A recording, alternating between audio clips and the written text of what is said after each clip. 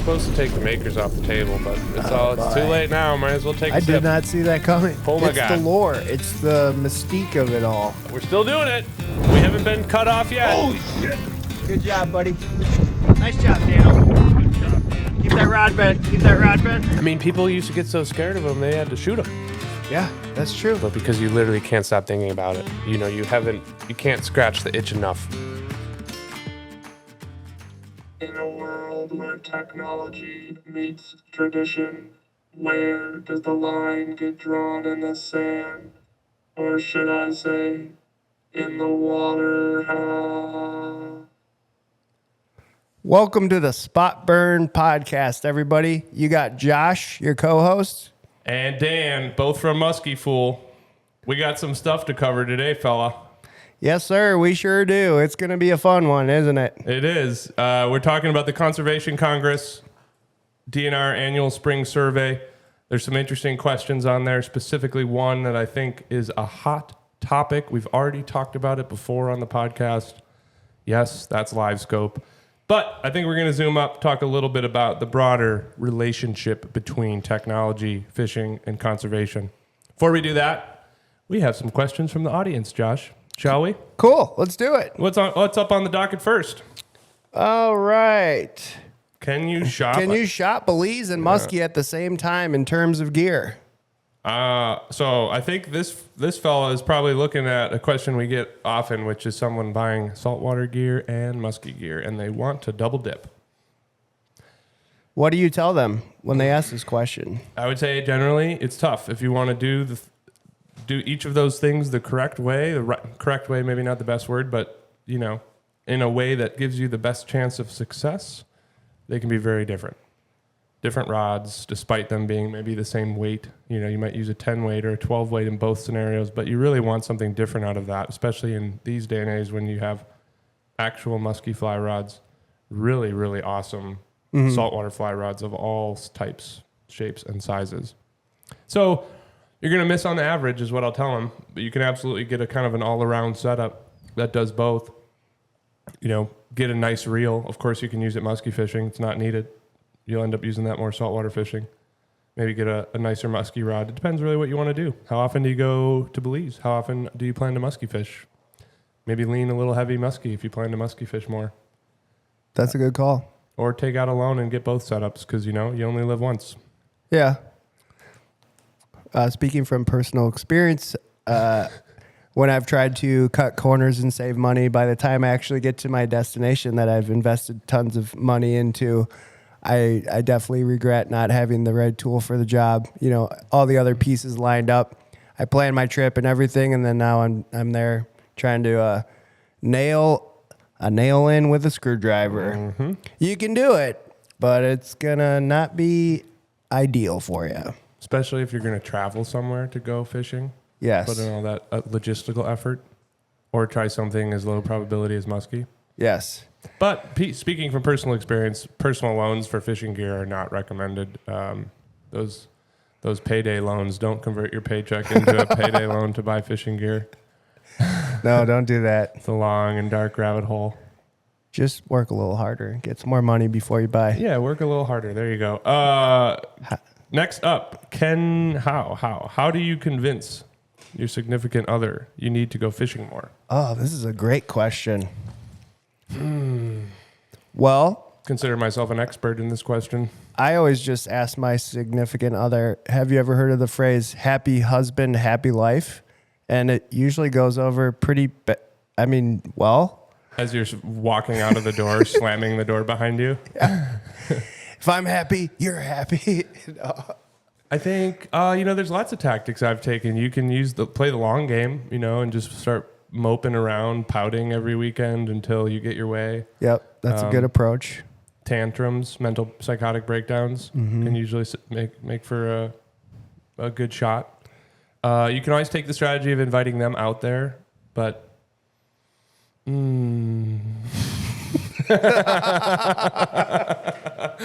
I'm just kidding. I love fishing with my significant other. I'm probably a terrible person to answer this question because she usually wants to go more than I do. Yeah, that's a unique situation that you guys have for sure. Yeah. Yeah, That's a tough one to navigate. And Do your chores. Make sure all your chores and your honey-do lists are done. yeah, that goes over very well.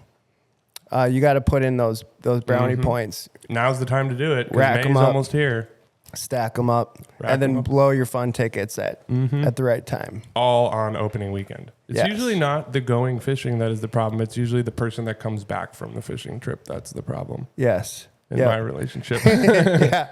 The fucking pirate. I left as a domesticated contributing member to this relationship, and I come back a Northwoods pirate that smells like sour cream and onion potato chips. That's on a wanted list by Nationwide Airbnb. Do not let him rent. Well, that was fun. Keep submitting the questions. We appreciate it. Also, topics you guys want to hear, funny stories you have. We love it. But let's get into what we got going on for today. So, the Wisconsin Conservation Congress, we're going to talk about them. We're going to talk about the DNR. We're going to talk about the Spring Survey. And for those that don't know, this whole process is really a couple organizations in Wisconsin. So you have the Department of Natural Resources, the DNR. They handle all hunting, wildlife, angling, lakes, public land.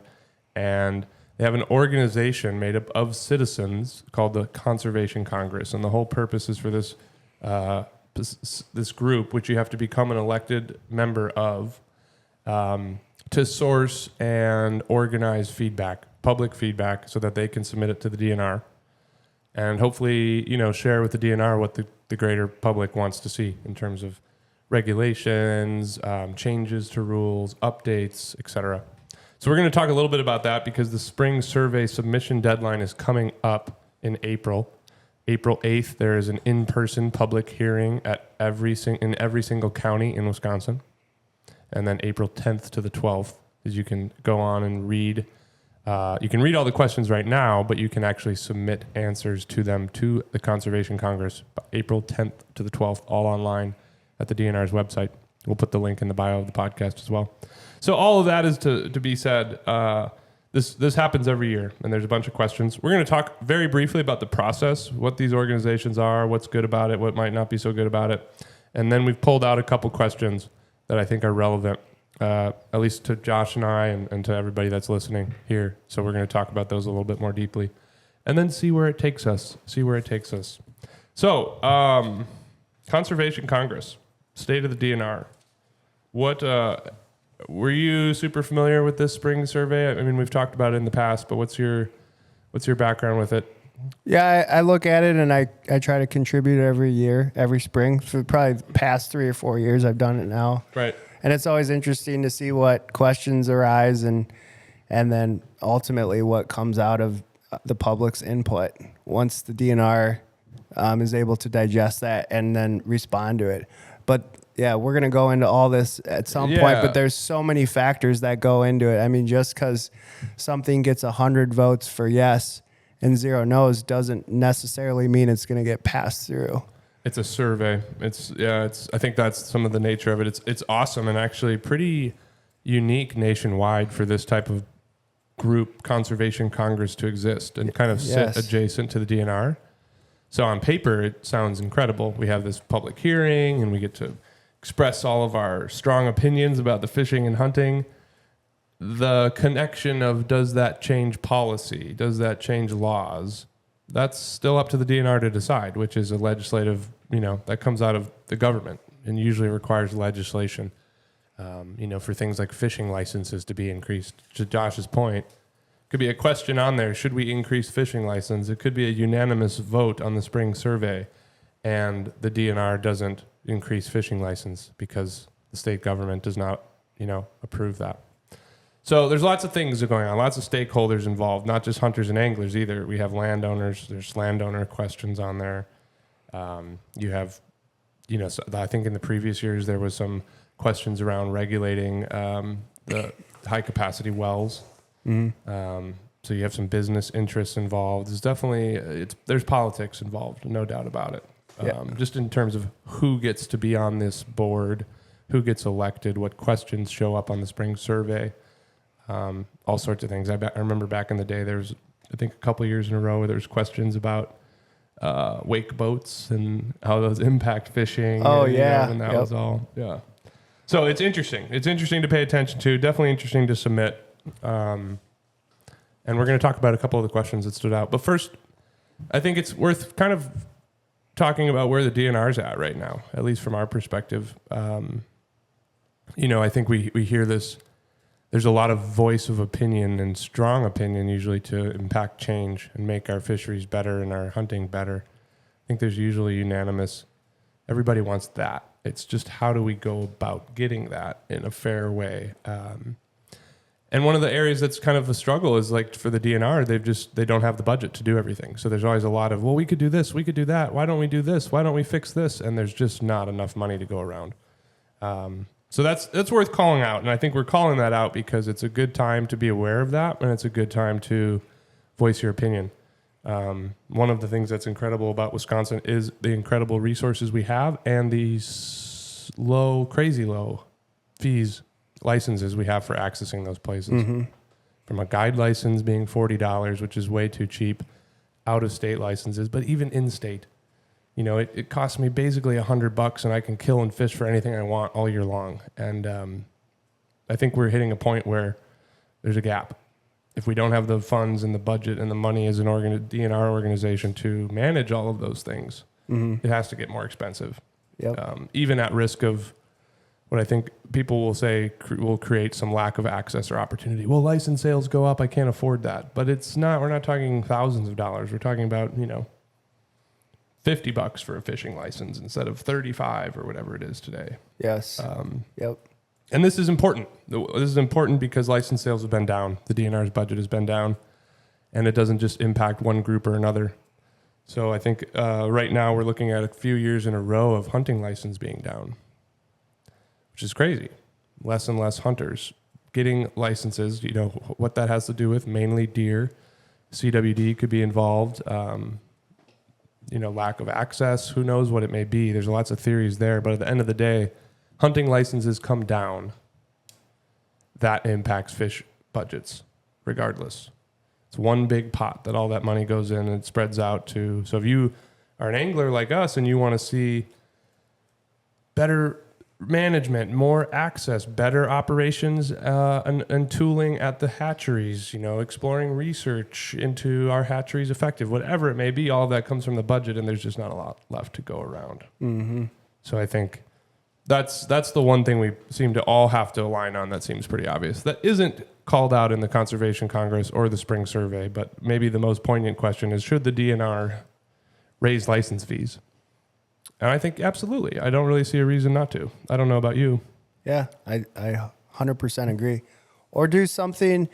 People have suggested maybe we go back to like a stamp program or something like that. So maybe, along with your annual fishing license, there's a specific stamp for species that you're interested in going after too. And then maybe that money is allocated for that species, whether it be stocking or conducting studies or creating access points for like muskies or walleye areas and whatnot too. So it's a good point. Interesting. It's I think previously what I've at least heard is the case against something like a musky stamp or a pheasant stamp or whatever is you reduce the potential budget. So if the DNR raises this is a made up number that's far bigger than this. Let's say they have $1 million revenue operating budget. That can be spread out across all of their programs. But if the stamp program only brings in $10,000, you're limited to what the stamp program. So they're going to look at muskies and be like, well, we don't need to include them in our $1 million budget. They raised $10,000 in stamps, so that's what they'll get.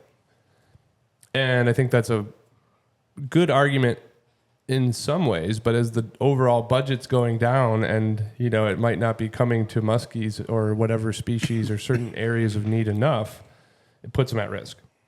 And I think muskies are unique because they have that passion group, and we've seen the benefits of trout stamps. Nobody can there's a lot of benefits. It obviously took more work than just making a stamp. You had a huge Trout Unlimited organization, which is one of the most effective big organizations when it comes to some of this type of thing, at least in Wisconsin. They have, we are Wisconsin, land of deer and muskies and smallmouth bass, and trout unlimited is still swings the biggest stick in town usually when it comes to that, which I think says a lot. But to deviate back or to come back from that ramble, I think the point is this is one of those moments where it highlights for me how we're all on the same page. You know, we sit here, we're musky fly shop. We like fly fishing.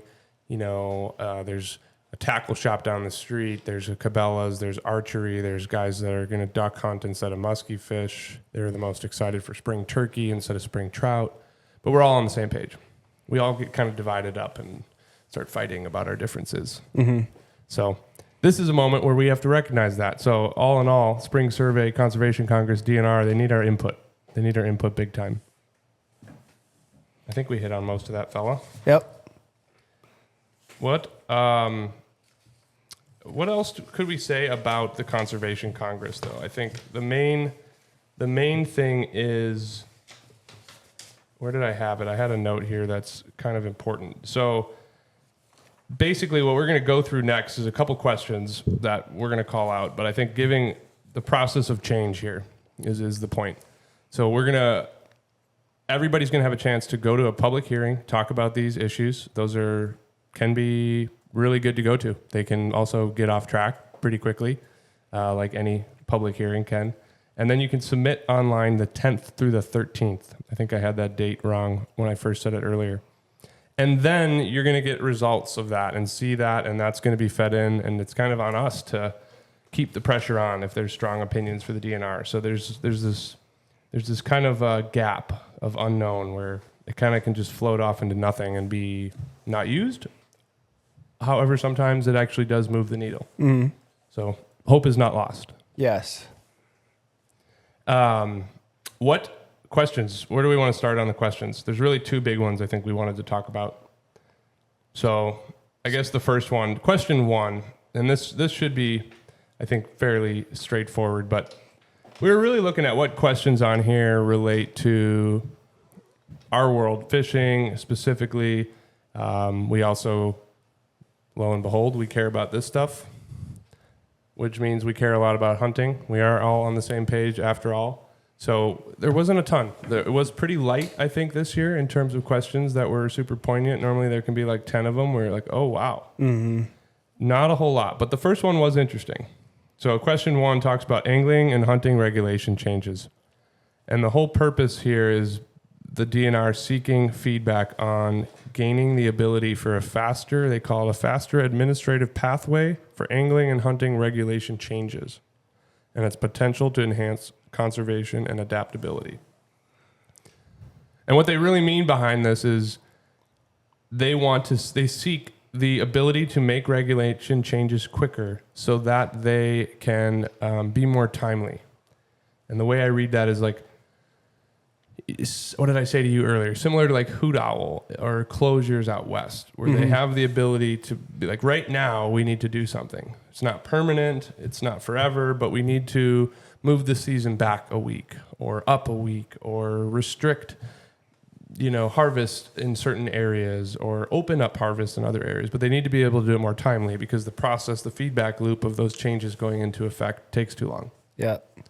That would be the positive case. The negative case, of course, is that how do we know that those are the right things to be doing? Yep.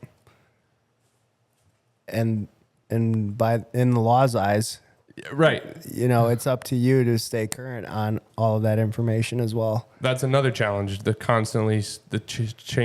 influx of changes in the regulations that we as anglers and hunters have to keep up with. Yep. Can make it overwhelming. It's tricky. Yeah. And how do you, even when they attempt to, we've talked about this before, the signs below dams that fish refuge, they can't, no one really knows. Like you're always is pike open on this river right now? I don't know. Check the regs. Yeah. So it would possibly make things more tricky, for sure. But I think overall, it's kind of, I think they should have the ability to act. It's a pretty opaque question, I must say. Mm-hmm. It wasn't very clear on like how quickly you would be able to act, and they didn't provide a ton of examples. We had to kind of extrapolate on our own. Exactly. And that was the first question on the survey. We weren't even warmed up yet. No, They just came out. First one. We're like, hey, we just want to change rules faster. Are you guys cool with that? Okay, bye. So there's a little bit of that. Like, I don't know what you're getting at. Like, show us some examples. Use in a sentence. Yeah. Please. Well, and it makes you wonder, I think you used to be able to look at this. We'll have to check out and see if you can still see it. But you used to be able to see where these questions came from. So you can see, like, what's behind this question? Because there's usually something behind it. Mm-hmm. What are they really pining for? Is Yeah, this a what DNR sparked that? Yeah, is this like submitted by the DNR? Yep. And they want to hurry up? Or is there an aggrieved, constituency of Neanderthal walleye anglers? Probably. It's always the walleye anglers. They're the problem. Yep. I don't know. It's weird. We'll have to check that out. We'll report back on some of that. But where these questions come from, they can be submitted by anybody. How they get it in there is kind of an opaque process. But overall, I think question 1, I'll vote yes. They should be able to make changes faster. Yeah. And more timely. Just don't fuck it up. I hate it when people try to make my job harder and I have to jump around a lot of hoops to do it. And they definitely have a lot of hoops. They probably should have some hoops so we're not just like driving from one side of the road to the other all the time. You got to have a respectable amount of hoops. Yeah. Wear your seatbelt. Yep. Like that's a good hoop. But yeah, that'll be an interesting one. And again, like we said, not a lot of humdingers in the survey this year. No. Except for the next question we're going to talk about. There was one question buried in there, question number 22.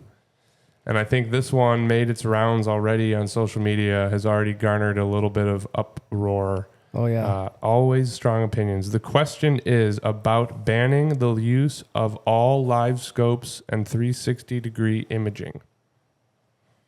Banning all LiveScopes and 360-degree imaging. So clearly it hits right on a hot button issue. I think this is, again, pretty standard to expect something like this from this annual spring survey because there's usually always something, again, that was submitted by the general public as like current events. And this is very timely. Yes. There's a lot of talk about this, a lot of strong opinions. To your point, this would be a fascinating one to learn the origin of this question. Who submitted it? Who's behind it? Yep. Are there more studies around the country that are showing that this is not a good thing for our fisheries? And maybe Wisconsin's getting wind of that now too. Who knows? Well, it definitely brings up, yeah. I mean, we've dedicated a whole podcast to it. I think my beliefs have even evolved since then, not necessarily in a pro LiveScope direction. I think a lot of the uproar that came out of this question was about, it's clearly, I think there seem to be like 4 camps, and it's not to overcomplicate it, but like the people that use LiveScope and are expert users typically are pro LiveScope. They were against this question, right? They did not want to ban these things. You get the second group who is maybe curious. It's more like the second and third group. They're like curious, but they don't care.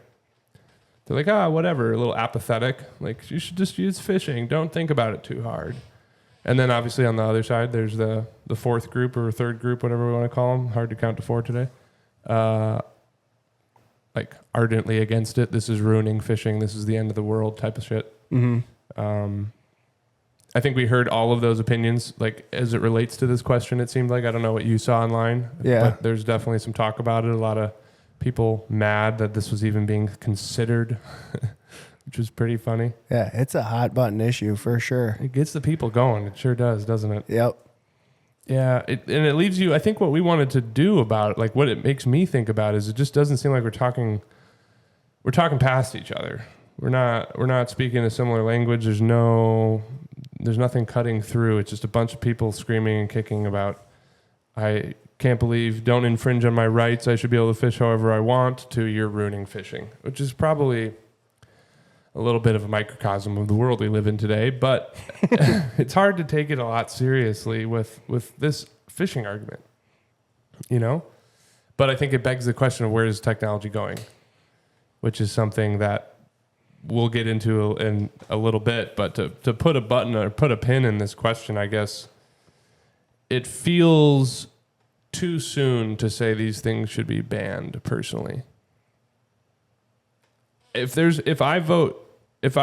not voting, let's be clear. If I answer yes to the question on the spring survey, ban LiveScopes and 360-degree imaging, I think most of that right now is coming from just wanting to see the LiveScope people get pissed off.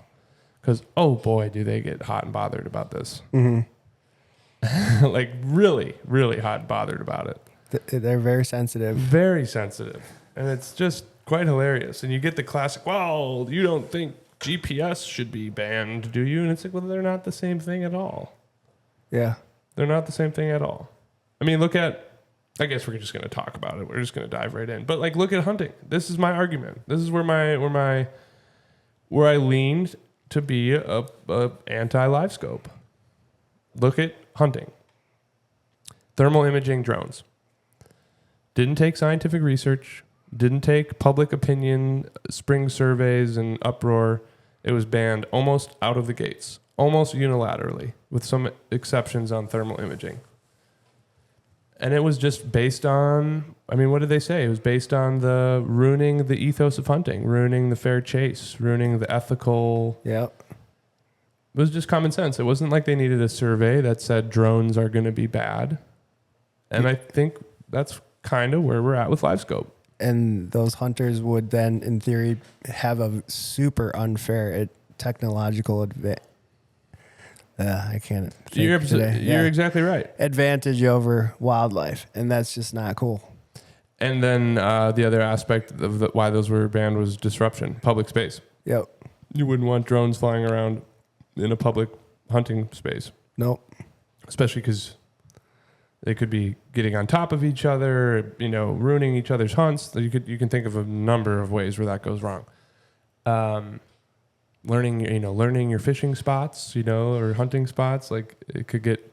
So they came out pretty early, and just it's not allowed, and there wasn't a lot of pushback. And I think what happens there, like what's interesting about technology and hunting and fishing is how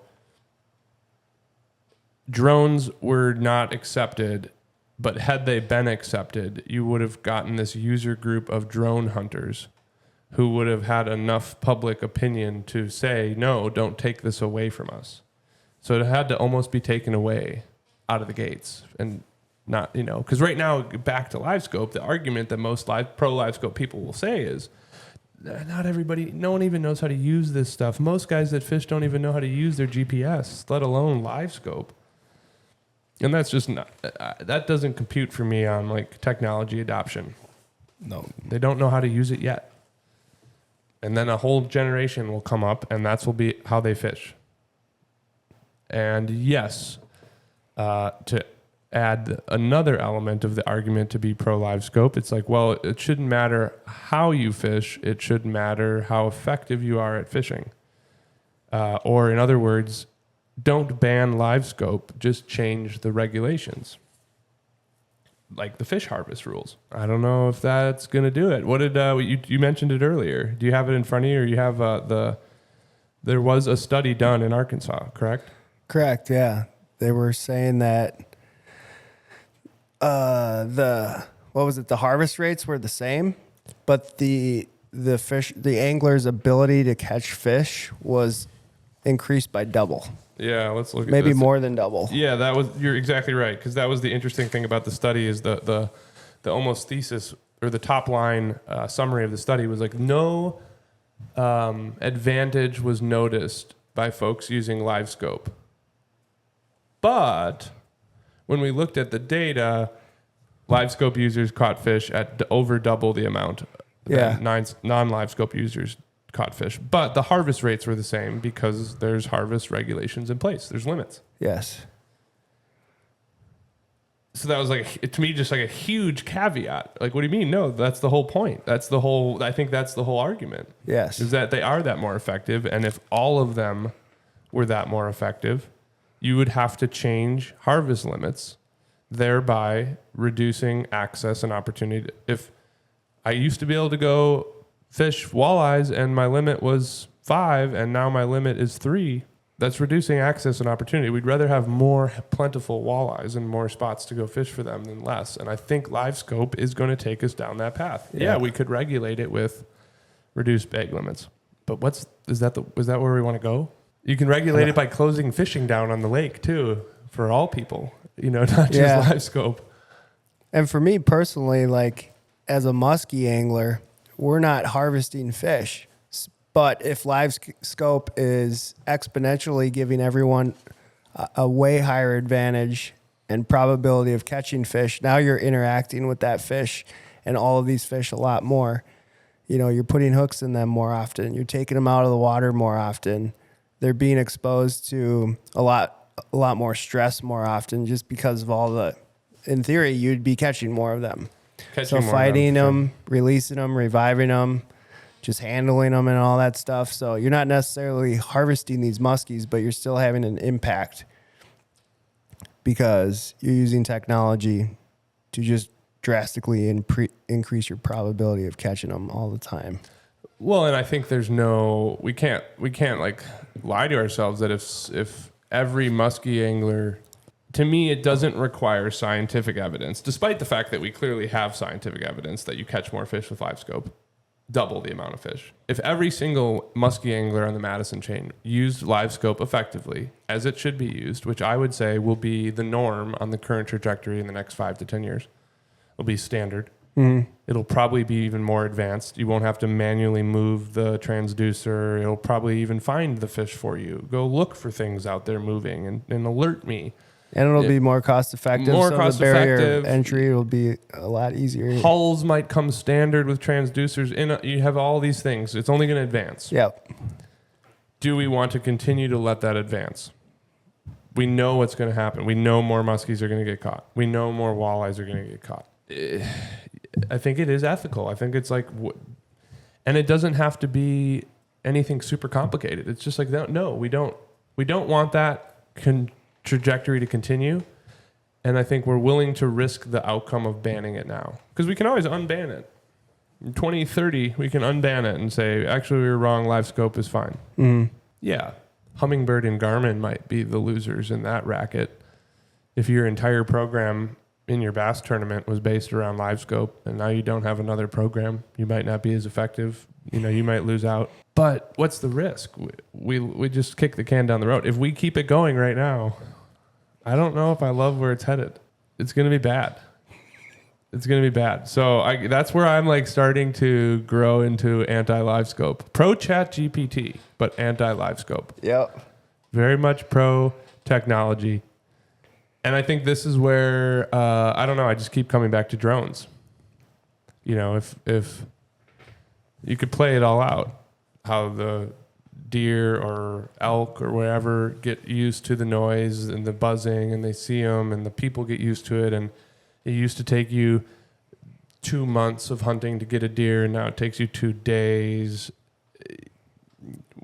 We just decided, no, we don't want to mess with any of that. We're not going to allow drones at all. It's very, very, very, very, very similar to LiveScope. Mm-hmm. You can't deny that. But it's so hard to talk about this without being a hypocrite. And it goes incredibly back to what we started this episode with, which is, where do you draw the line in the sand? Because LiveScope is the easy scapegoat for everybody right now. Totally. But you could make an argument for, well, do we draw the line in the sand with people can't use jet boats on rivers anymore because disturbing the peace? That's also eroding away shorelines, and it's not healthy for you to be blasting 40 miles an hour upriver over spawning muskies or something like that too. And it's tough, and that's where I think we have to have some ethical principles or lines that we agree on, because if you go down that rabbit hole where we all end up at the same spot, which is, if you really care and you're going to say your ethics and morality that you've invented are the highest weighted things in the equation, well, guess what? It probably shouldn't poke fish in the face with sharp hooks. Yeah. Even if you let them swim away. Exactly. Yeah. You can't then you can kill make that humans, argument and you too. also can't punch them in the face. Like, it's the same thing. Yes. So clearly we don't want that. right? It's part of our history as as civilization, as humans. This hunting and fishing. I mean, it connects deeply to our roots. It's a pastime, recreation. It's how people find peace and happiness. It's how there's science involved. So it's got good, but like what you're saying, where's the black line? Yeah. Where's it fall? And it's interesting when you compare the hunting and fishing communities. They're a little different here. They are. Despite, I don't know, do you think it's fair to say like a lot of them have overlap? Most people that hunt that I know also fish, and most people that I know that fish also hunt. They do. Maybe not, a little bit of both, but most of them. Yeah. The Venn diagram is pretty dense in the middle. So it's interesting that they're so different. Hunting is ethics, fair chase. Not really fishing. Maybe because hunting's all about harvesting. Yeah, but it's weird there because it is all about harvesting, but it's not like we stock deer. Now we have abundance of deer, and I guess we kind of stock turkeys, but it's not like we have a spring stocking of turkeys. We tried to get the turkey population back, so there had to be some quote unquote stocking involved. But you'd think if it was all about hunting or about killing, it'd be like, well, yeah, we stock this just like we stock walleyes and lake trout so that there's a resource for people to go fish and, feed themselves and their families. Yeah. No, we like wild animals. It's probably because you're walking around with a deadly weapon versus a fishing pole. Totally. Well, we had, what did that one, let me see what this had a good point when it said, the divergent paths of acceptance and regulation for hunting and fishing technologies reflect differing values and priorities within each community. Hunting has traditionally placed a strong emphasis on the ethics of fair chase, leading to a cautious approach towards technologies that could significantly alter the balance between hunter and hunted. Fishing, while also concerned with conservation and fairness, has been more receptive to technologies that enhance the fishing experience without direct evidence of harming fish populations or significantly depleting stocks. While the precautionary principle may guide the early regulation of technologies like drones and hunting, ongoing research into the impacts of sonar and fishing can inform regulations that balance technological advances. Kind of a cop-out there at the end, but it definitely called out that difference, it's interesting. I can't quite put my finger on what causes that, so we'd love to hear from folks on that, on opinions. But it seems to be that is what's leading the difference of opinion in things like LiveScope and drones, LiveScope, thermal imaging. That's interesting to see. It's going to play out. We'll see how it plays out. I think I'm currently might have said this to you. I'm willing to try out LiveScope a little bit more, but I'm pretty convinced that's not how I want to fish. Mm-hmm. And I say that if you had to use it how it's meant to be made, which I think is part of the argument. When you use it how it's meant to be made, it's not how you use it, right? A gun is meant to be made to kill something. If you use it to dust your cabinets, it's still an illegal weapon, or when used incorrectly. And I think that's been the argument against LiveScope is well, most people don't use it how it's meant to be made. I was well, we're talking about the way it was meant to be made, and I don't think I'm a fan of it. No. I don't think I like it. Folks are also saying once LiveScope and all these other technologies become more prevalent, people will see that, oh, this isn't how I want to fish, and then they'll revert back to it, which I think people like you're saying that right now, I've had it for a year or so and I've used it and that's not how I want to fish, but not everyone's going to think that way. No. So you can't rely solely on that. Hope is not a strategy. No. Hope is not a strategy. And that's what I think the hunting community did with drones. Most people don't want it. Most people don't have their license. No, that doesn't matter. I liked your point earlier where you said, if we can always unban it if we do ban it, but if we don't ban it now, and it has really bad consequences later, the damage has already been done. And you allow a strong, opinionated user group to happen. Yes. And this is what happens with technologies like Uber. This happened at to go sideways in a different industry.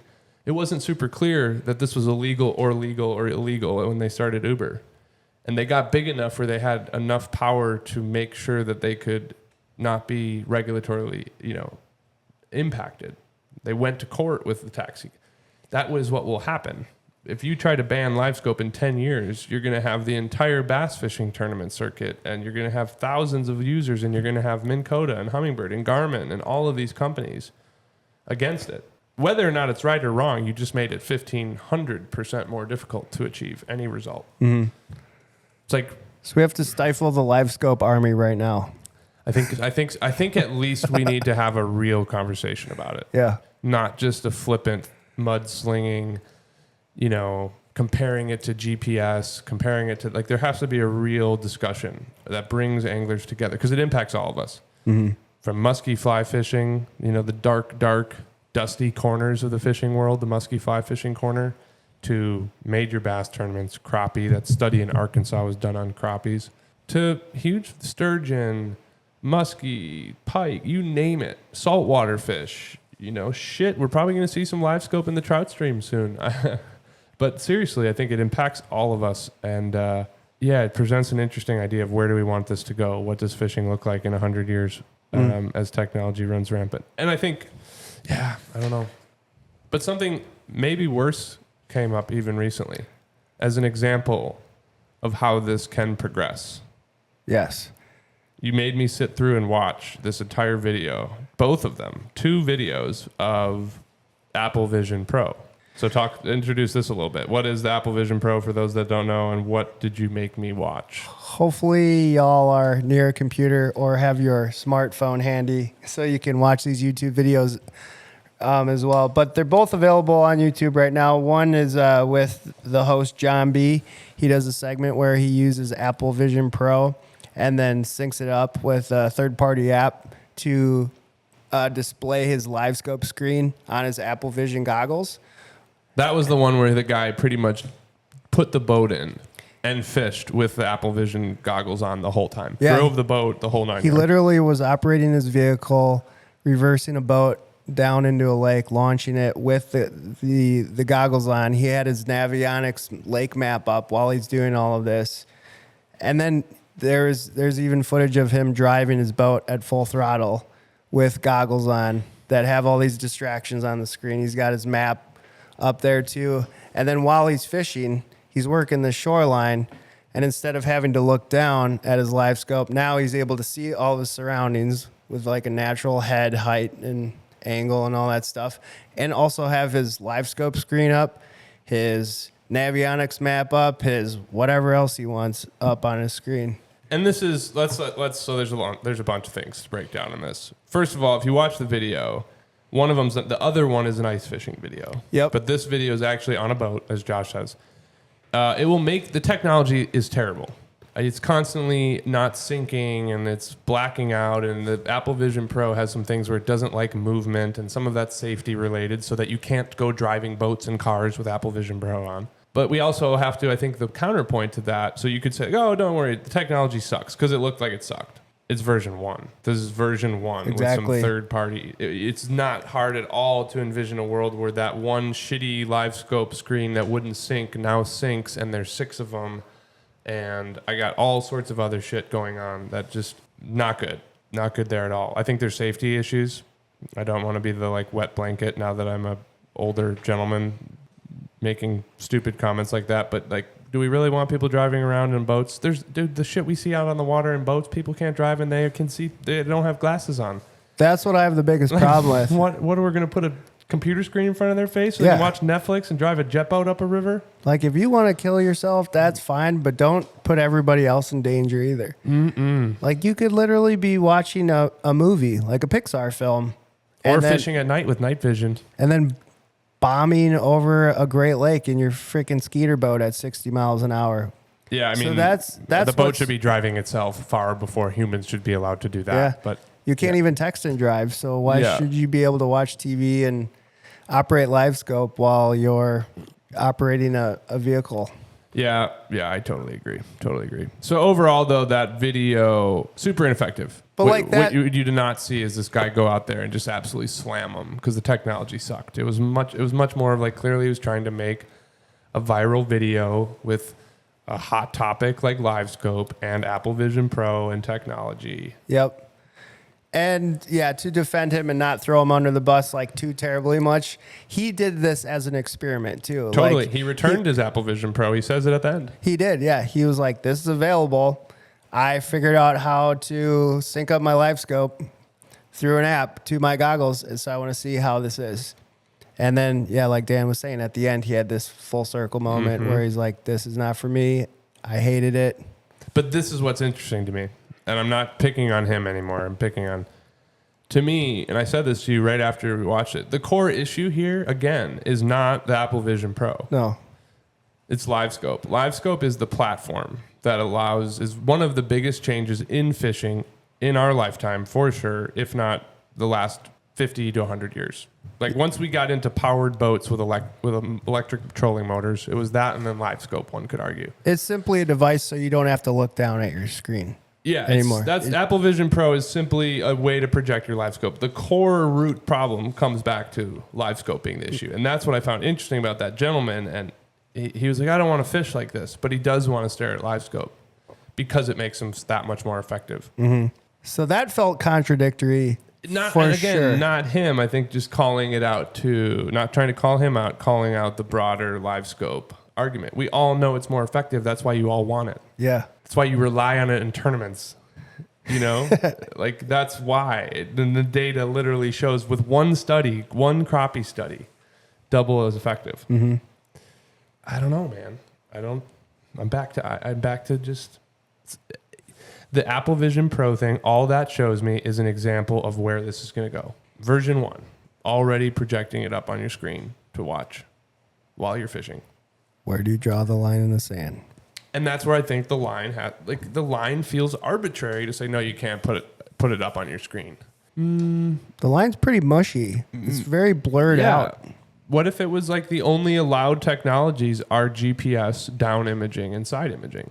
No forward-facing sonar, no Apple Vision Pros, no hunting fish with drones. What's after LiveScope? Exactly. Real cameras? Well, like I said earlier, just a quick brainstorm. What does LiveScope require you to do right now? You have to move the LiveScope to project the beam, or you have to have multiple LiveScopes so that you don't have to move them and you have every pretty much degree of your boat, or at least the important parts of where you're fishing covered. Mm-hmm. So either unilateral LiveScope around the whole boat or something that auto moves and finds fish for you. Some of this already exists with target lock and some other features. So it gets hairy. And this is the most basic form of it. So I just think there's a way for us to like actually think about the future. What do we want fishing to look like in 30 years? Does this get people into fishing? In a world where I think that should be our true north. Do we make access to fishing better and more available? Do we make the fishing opportunities better and more available? That just all downstream of that is better fisheries, better fishing, happy people enjoying the outdoors. This doesn't fit the bill for me. It loses. Everyone in 10 years is going to be even more consumed by their life and their computers and their phones, and they're going to go home in VR and AR, and their Tesla's going to drive them across the country. They're already here to stay, but none of them are bad. But in the outdoor spaces, it's not like this is life or death. It's not like we're out there on the front lines hunting and fishing to survive, and we should use the best technology. Oh, we can make an arrow? We should use arrows. We can make a hook. Let's use a hook. Mm-hmm. It's life or death out here. It's not. It's fucking recreational catch and release fishing for the most part. Yeah. I think in an effort to bring awareness and get more people involved into fishing, there's other avenues you can take. More fishing, better fishing. Yeah. And what was it? Was it the Jay Siemens video? Was that the second one, ice fishing one? The second one. He was ice fishing. Jay Siemens was, he did an ice fishing video where he was wearing a kind of a different version. They're called the X-Reel Air 2 Pro AR goggles. They're like a third of the cost or whatever. You can get them on Amazon. But he was also testing them out, and I think he said, they're here to stay. So what are we going to do about it? Mm-hmm. Or they're here to stay and there's nothing we can do about it, but I think there is something we can do about it. I would agree. I think it's gonna require some constituencies, some groups, some states, some regions to go out on a leap of faith. And the argument that I would make is, if you gave me the keys to the castle to Wisconsin Muskies, let's just zoom Wisconsin Muskies. If I wanted to make this place a better place to fish and bring more people here to fish for muskies, increase access, increase opportunity for muskies in Wisconsin, I think you could go out and say, this is banned in Wisconsin. You will not find this on Wisconsin's waters. Wild, how fishing is supposed to be. Mm-hmm.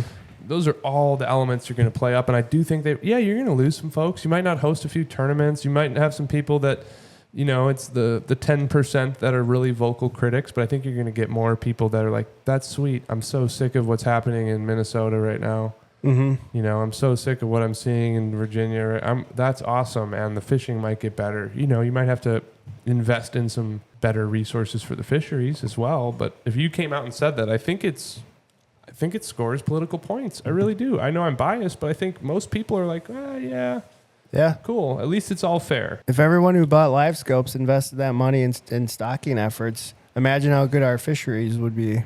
And that's just stocking. Back to we're still just talking about stocking. It's just stocking. Not even just management. I know.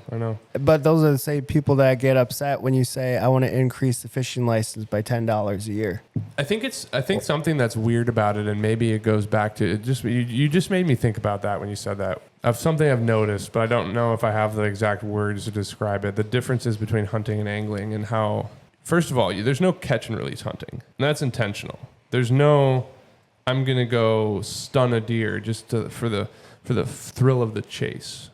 Even if there was a way, which I'm sure we could, if we already don't, invent a way for us to shoot at a deer or capture a deer without physically harming it. Just stunned it, take my picture, look at the deer that walked past my stand, I caught it.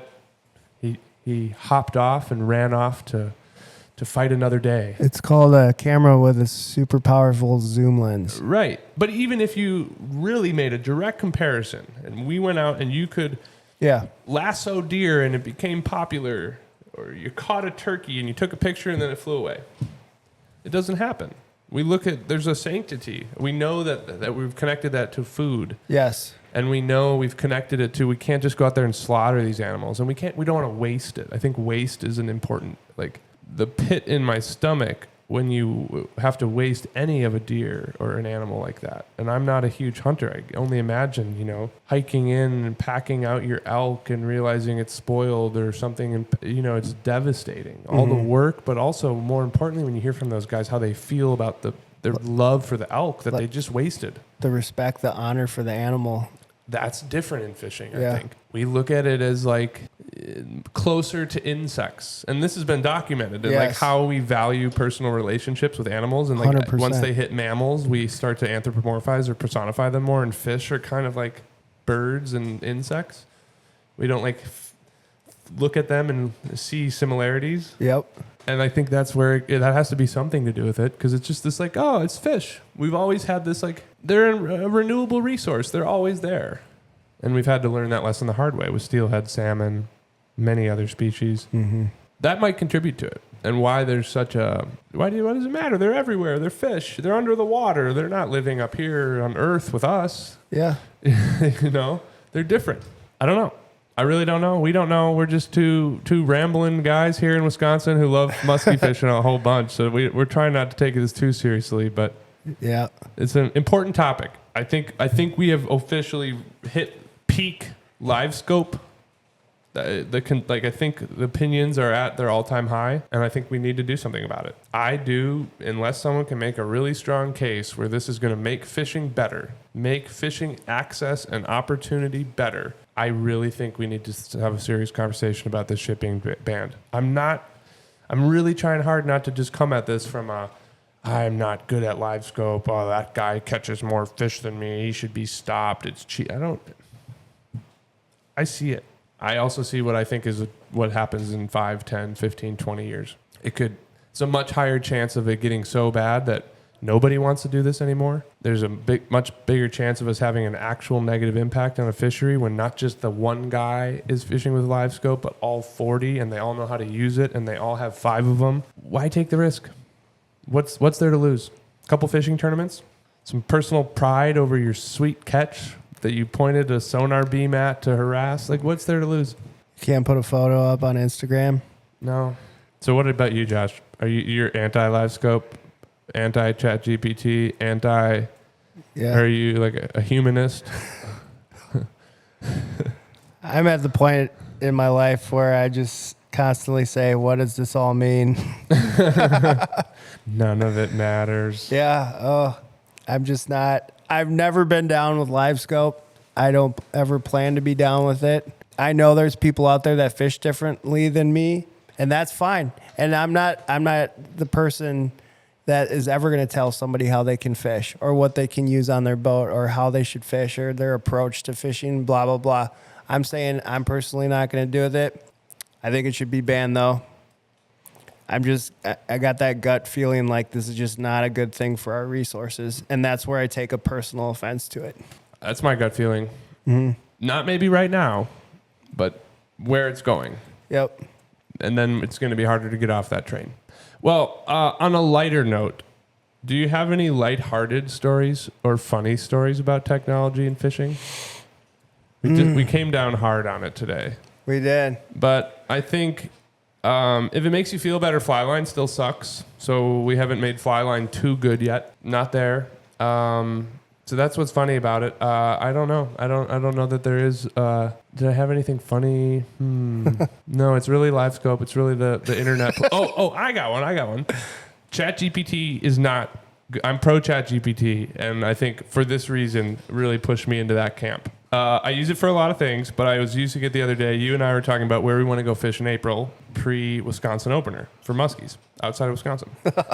And there's a section of this fishery this fishery is huge, and we want to go fish it, and we're trying to whittle it down. We were trying to find the spot. We're trying to fucking have someone tell us where the muskies are. We all know this feeling. It happens to us in the shop all the time. Somebody calls in and just, where do you fish? But where? Show me the spot on the map. We've all had that moment. ChatGPT does not fuck around. Not only did I refer to her as a she, it's probably because Alexa and Siri just had feminine vibes. Not only did she tell me that no, she would not share that information and does not have access to it, she said that I should go and explore those places on my own to figure it out. So she basically gave me the hand and said, get out of here with that nonsense. I will not spot burn this shit for you. Now, I asked her about a different lake after that, and she willingly spot burned the hell out of that. She showed me the spots where the most muskies have been caught on that lake over the last 10 years. So the line that she's drawn in the sand is opaque as well. But a little bit more fun than, just bringing all the LiveScopers to crucifixion. Oh, that's it, folks. Another episode in the books. You got your guy, Dan, and Bam Bam. Let us know what you thought about this episode, and we'd love to get your opinion on this. Should we talk about LiveScope on every episode? Should we never talk about it again? That's up to you guys. But be sure to go check out the Spring Survey, Conservation Congress, April 10th through the 13th. If you are a Wisconsin resident or non-resident license holder, check it out, submit. If you have an organization in your neck of the woods that's similar, it's good to get involved. We have to make our voices heard. We have to do it. It's the only way to move the needle. But in order to have a good voice that gets heard, we need to know what we're talking about. And hopefully we can all embark on that journey together. Again, Spot Burn Podcast, episode 21. See you guys next time. Love you guys. Bye. Bye. We also will no longer be using the robot voice. Apologies.